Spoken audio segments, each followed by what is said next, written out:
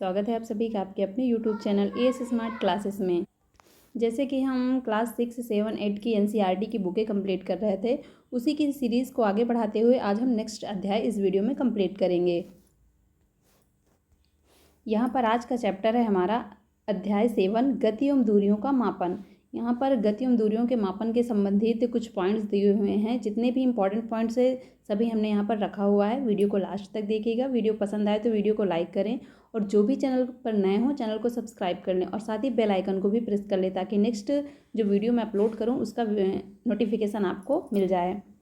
देखते हैं first point. 19वीं शताब्दी के प्रारंभ तक भी लोग एक स्थान से दूसरे स्थान तक परिवहन के लिए पशु शक्ति पर निर्भर होते थे। जैसे पहले आपने सुना होगा कि पशुओं से बनी हुई गाड़ी होती थी, जैसे आपकी एक बैलगाड़ी हो गई। तो 19वीं शताब्दी के प्रारंभ तक लोग पशु शक्ति पर निर्भर होते थे। नेक्स्ट पॉइंट है आपका 19वीं शताब्दी के प्रारंभ में अनेक आविष्कार हुआ। वायुयान, स्वचालित वाहन, जल परिवहन की खोज हुई। तो वायुयान, स्वचालित वाहन, जल परिवहन की खोज आपकी कब हुई थी? तो 19वीं शताब्दी के प्रारंभ में हुई थी। नेक्स्ट पॉइंट है पराध्वनिक या सुपरसोनिक वायुयान तथा अंतरिक्ष यान 20वीं शताब्दी के कुछ योगदान है। तो ये पराध्वनिक और सुपरसोनिक वायुयान किस शताब्दी के योगदान है? तो आपके 20वीं शताब्दी के योगदान है। नेक्स्ट पॉइंट है मापन। मापन आपका क्या होता है? मापन का अर्थ किसी अज्ञात राशि की लंबाई के बहुत अच्छे मापन का उपयोग किया होगा, क्योंकि यह खुदाई में प्राप्त परिशुद्ध ज्यामितीय रचनाओं को देखने से प्रमाणित होता है। देखिए इसमें फर्स्ट पॉइंट है, यहाँ से आपको समझ में आएगा। कोहनी से अंगुली के छोर तक की लंबाई, जिसे हाथ कहते हैं, लंबाई के मात्रक के रूप में प्राचीन मिस्र में उपयोग किया जाता था। तो यहाँ पर देखिए अलग अलग जगह पर लोग अलग अलग चीज़ों का मापन के लिए उपयोग करते थे पहले। तो जैसे यहाँ पर मिस्र में किसका उपयोग किया जाता था? कोहनी से उंगली तक के छोर की लंबाई की माप वहाँ पर उपयोग मिस्र में किया जाता था। नेक्स्ट पॉइंट इसी तरह है, संसार में विभिन्न भागों में लोग लंबाई के मात्रक के रूप में फुट का उपयोग करते हैं। अब कई जगह फुट का उपयोग किया जाता है। अलग अलग क्षेत्रों में फुट की लंबाई थोड़ी थोड़ी भिन्न होती है। अब यहाँ पर देखिए नेक्स्ट पॉइंट में दिया है कि रोमवासी अपने पग अथवा कदमों से लंबाई मापते थे। मिस्र के लोग हाथ की लंबाई से मापते थे और अलग अलग क्षेत्रों में फुट का उपयोग किया जाता था पहले के टाइम में। और रोमवासी कैसे नापते थे? तो अपने पैर अथवा कदमों से लंबाई नापते थे। इसी में नेक्स्ट पॉइंट है, प्राचीन भारत में छोटी छोटी लंबाइयों को मापने के लिए अंगुली अथवा मुट्ठी का उपयोग किया जाता था। तो यहाँ पर देखिए कई चीज़ें आपको बताई गई कि अलग अलग जगह पर अलग अलग तरह से लोग चीज़ों को पहले नापते थे। नेक्स्ट पॉइंट है, 1790 में फ्रांसीसियों ने मापन की एक मानक प्रणाली की रचना की, जिसे मीटर पद्धति कहते हैं। अब यहाँ पर क्वेश्चन आपका पूछा जाए कि मीटर पद्धति की रचना किसने की थी? तो आपकी की थी फ्रांसीसियों ने। कब की थी? 1790 में। नेक्स्ट पॉइंट है इसी का, आजकल जिस मात्रक प्रणाली का उपयोग किया जाता है उसे हम अंतर्राष्ट्रीय या एसआई मात्रक कहते हैं। फिजिक्स में आप लोगों ने पढ़ा होगा कि एसआई मात्रक अंतर्राष्ट्रीय प्रणाली। तो देखिए आजकल इसी का प्रयोग किया जाता है, अंतर्राष्ट्रीय प्रणाली का। नेक्स्ट पॉइंट है, लंबाई का एसआई मात्रक मीटर है। अंतर्राष्ट्रीय प्रणाली को ही एसआई मात्रक कहते हैं, तो लंबाई का एसआई मात्रक आपका क्या हो जाता है? मीटर हो जाता है। आगे बढ़ेंगे। नेक्स्ट पॉइंट है आपका, प्रत्येक मीटर को 100 बराबर भागों में विभाजित किया जाता है, जिसे सेंटीमीटर कहते हैं। अब 1 मीटर में 100 सेंटीमीटर होते हैं, आप लोग जानते होंगे। तो जब 1 मीटर को 100 बराबर बराबर भागों में बांटेंगे तो उसी को आप कहेंगे, उसी के एक भाग को कहेंगे सेंटीमीटर। तो ये आपका हो जाता है मीटर। नेक्स्ट पॉइंट है इसी में, 1 सेंटीमीटर के 10 बराबर भाग होते हैं, जिन्हें हम मिलीमीटर कहते हैं। जैसे यहाँ पर देखिए दिखाया भी हमने कि 1 मीटर में 100 सेंटीमीटर होता है और 1 सेंटीमीटर में 10 मिलीमीटर होता है। तो जब 1 सेंटीमीटर को 10 बराबर भागों में बांटेंगे तो मिलीमीटर कहलाएगा। नेक्स्ट पॉइंट है किलोमीटर। लंबी दूरियों के मापन के लिए मीटर को सुविधाजनक मात्रक नहीं है, इसके लिए हम एक बड़े मात्रक को परिभाषित करते हैं। अब देखिए जितनी ज़्यादा लंबी दूरी होगी वैसे ही हमें बड़े मात्रक की क्योंकि आवश्यकता होगी, क्योंकि छोटे छोटे से हम कब तक उसको नापते रहेंगे।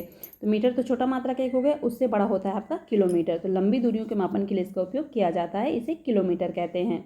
1 किलोमीटर में आपका हो जाता है 1000 मीटर। आगे बढ़ेंगे। दर्जी मापन के लिए फीते का उपयोग करते हैं, जबकि कपड़े के व्यापारी मीटर छड़ काम में लाते हैं। इसलिए हम उपयुक्त युक्ति का चयन का प्रयोग कर सकते हैं। अब देखिए, दर्जी जब किसी चीज़ को मापते हैं तो आपने देखा होगा फीते से आप लोग अगर अपनी नाप देने जाते हैं, कोई कपड़ा सिलवाना होता है तो फीते से उसकी नाप लेते हैं। लेकिन अगर आप लोग कभी मार्केट में दुकान में जाएँ कोई कपड़ा खरीदने, तो वहाँ पर एक छड़ होती है उनके पास, 1 मीटर देना है, 2 मीटर देना है, वो छड़ से नाप को उसको देते हैं। नेक्स्ट पॉइंट है, मापन के लिए कुछ मानक युक्तियाँ तथा मापन परिणामों को व्यक्त करने के लिए हमें कुछ मानक मात्रों की आवश्यकता होती है। अब यहाँ पर देखिए नेक्स्ट पॉइंट आपका आ जाता है वर्तुल गति। वर्तुल गति क्या होती है? बिजली के पंखे की पंखुड़ियों पर अंकित किसी चिन्ह की गति किसी घड़ी के सेकंड की सुई गति वर्तुल गति होती है। वर्तुल गति क्या मतलब जो वर्तुलाकार गोलाकार में गति करती है, जैसे घड़ी की सुई गोलाकार में गति करती है तो आपकी हो जाती है वर्तुल गति। पंखा भी आपका गोल गोल घूमता है तो वो भी हो जाती है वर्तुल गति। ऐसे ही हो जाता है सरल रेखी गति। सरल रेखा मतलब एक सीधी रेखा में गति करे।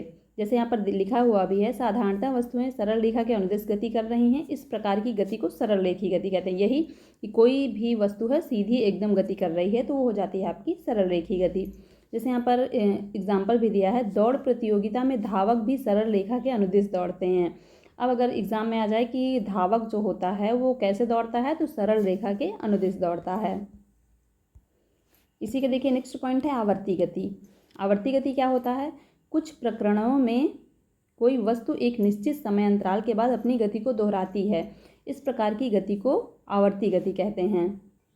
अब देखिए यहाँ पर एक उदाहरण भी इसका दिया हुआ है कि सिलाई मशीन का पहला पहिया वर्तुल गति में होता है। अब सिलाई मशीन में जो पहिया होता है वो तो गोल गोल घूमता है, वो तो आपकी वर्तुल गति हो गई। लेकिन यहाँ ध्यान देने योग्य बात यह है कि यहाँ सुई आवर्ती गति कर रही है। सिलाई मशीन की जो सुई होती है ऊपर जाती है फिर नीचे आती है, फिर ऊपर जाती है फिर नीचे आती है, फिर ऊपर जाती है फिर नीचे आती है, बार बार अपनी गति को दोहराती है। तो जब कोई चीज़ अपनी उसी गति को बार बार दोहराए तो वहाँ पर क्या हो जाता है? आवर्ती गति हो जाती है। तो यहाँ पर याद रखिएगा कि ये जो आपका सिलाई मशीन की सुई होती है ये आवर्ती गति का उदाहरण है, क्योंकि उदाहरण एग्जाम में पूछ लेता है कि इसमें कौन सी गति होगी। नेक्स्ट पॉइंट है देखिए, गेंद किसी फर्श पर सरल रेखी गति के साथ साथ घूर्णन करती है। अब अगर आप कोई बॉल या गेंद लिए हैं, उसको ज़मीन पर ढनगा दीजिए। जब आप उसको ज़मीन पर ढनगा देंगे तो वो सीधी गति करेगी। सीधी गति मतलब उसकी एक तो सरल रेखी गति हो गई, लेकिन गेंद को अगर आप देखेंगे तो गोल गोल ऐसे ऐसे घूम घूम के गति करती है, तो वही आपकी हो जाती है घूर्णन गति। तो यहाँ पर याद रखिएगा कि जब गेंद को किसी फर्श पर हम ढनगाएंगे तो वहाँ पर सरल रेखी गति के साथ साथ वो घूर्णन गति भी करती है। नेक्स्ट पॉइंट है आपका, प्राचीन काल में लोग पैर की लंबाई, अंगुली की चौड़ाई, एक कदम की दूरी आदि का प्रयोग मापन के मात्रा के रूप में करते थे। इससे उलझनें होती थी, क्योंकि अलग अलग व्यक्तियों के अलग अलग पैरों की लंबाई, उंगलियों की चौड़ाई सब अलग अलग होता है, तो इसीलिए दिक्कतें होती थी तथा इसीलिए किसी एक समान मापन प्रणाली को विकसित करने की आवश्यकता उत्पन्न हुई।